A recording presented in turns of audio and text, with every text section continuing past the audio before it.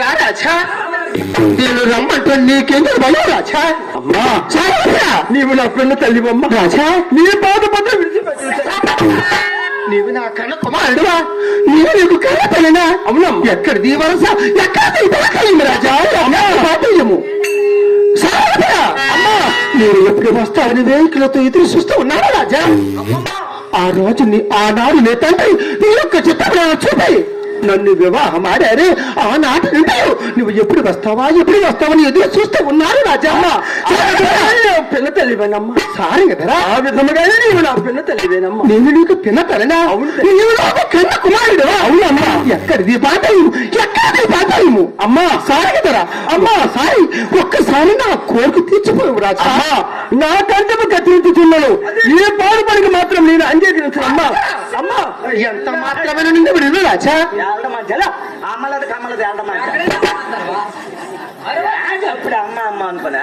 అమ్మా రాజా, నా కోరిక తీర్చము రాజా, నా కోరిక తీర్చము. నేను బ్రతికేటప్పుడు నేను బ్రతకాలంటే నీకోసమే రాజా. అమ్మా కోరపడుతుంటావమ్మా. ఈ అందము చందము మనకి శాశ్వతము కాదు అమ్మా. నా కోరిక తీర్స్తానా లేదా?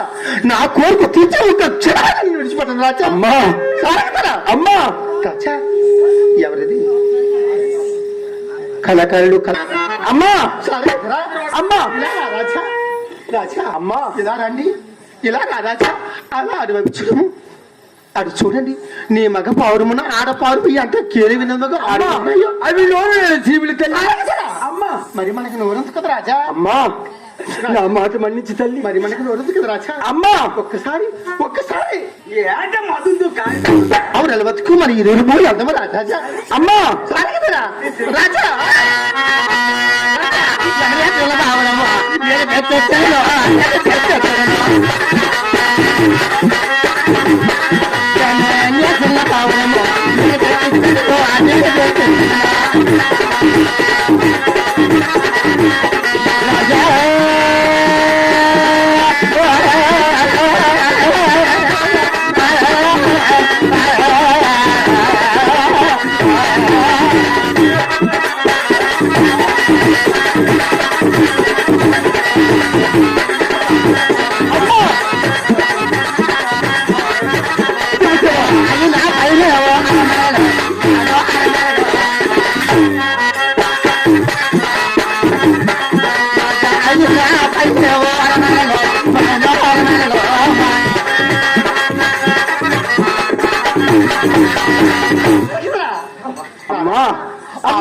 బతుకు మరి విరువు రాజా. అమ్మా అమ్మా అమ్మా